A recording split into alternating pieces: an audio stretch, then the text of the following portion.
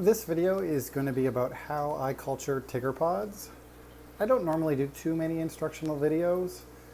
However, most of the ones I watched on YouTube were just terrible, basically. They were all about how to set it up, and that's it. People were opening their new bottles of tigger pods, adding them in, and then there were no follow-ups other than maybe some people a month later would show that they were able to harvest a culture. This culture was started mid-December. It's now mid-March, so it's a little bit more than 4 months later. It's looking pretty dirty, but that actually seems to be the ideal scenario. And you can see at the top, there are quite a few tigger pods. This plastic tank is a 3-gallon tank from Amazon.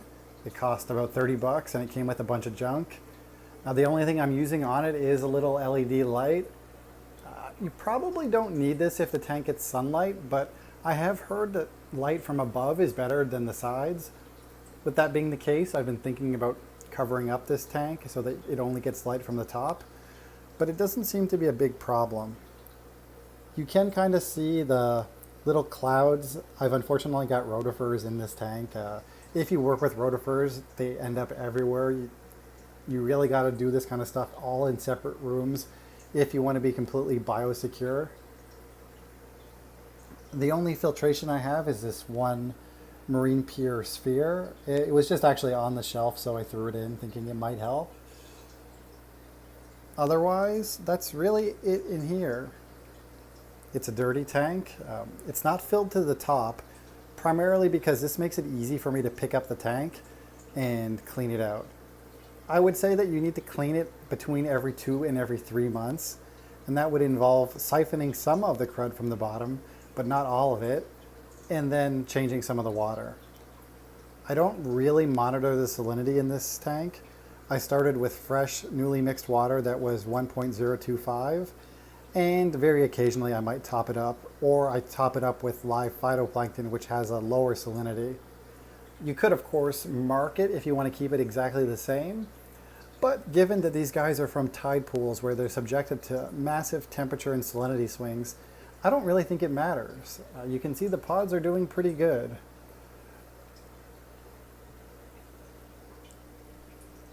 The color of the water is pretty similar to a rotifer culture, which is, I guess, green tea-ish like. This is one thing I found difficult to figure out is how tinted should the water be. Originally, I was tinting it far less, and they were growing a lot slower.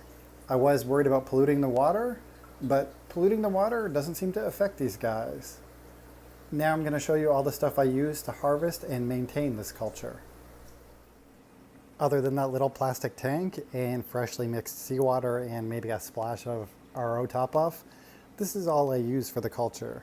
I have a measuring cup, a tigger pods bottle, which I use basically to estimate how many I'm harvesting. You could probably sit and count them if you really wanted to, but I just try and make it look the same as when I first got a bottle.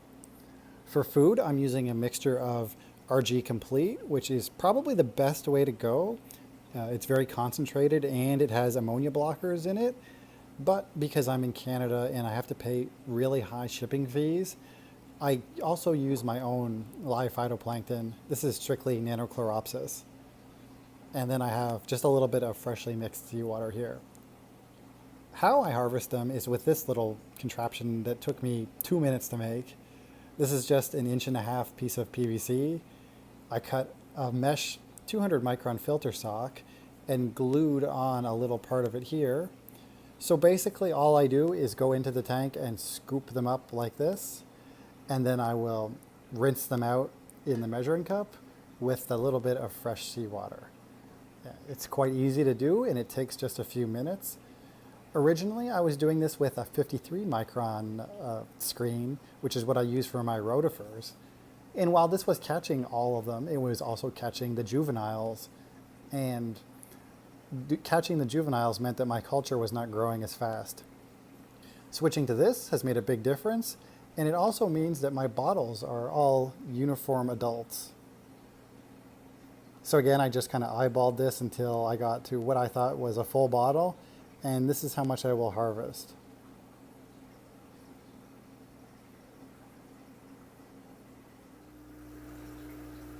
This is a close-up look of the actual culture with a little cheapo macro lens. For some reason, they're pretty concentrated at the surface. They are all throughout the tank, but the majority of them seem to hang out here. You can also see some rotifers, and this is a good example of why you need to use freshly mixed water and not water from your tank. It's going to contain bacteria, copepods, worms, and all kinds of other things that you don't want in here.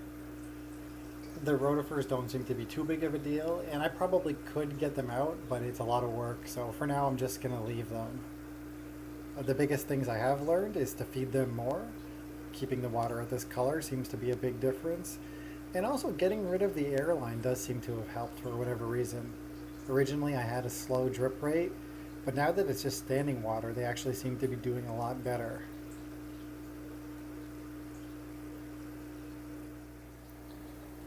Keep in mind, if you keep a bottle in your fridge with the lid off, they'll probably last for about a month.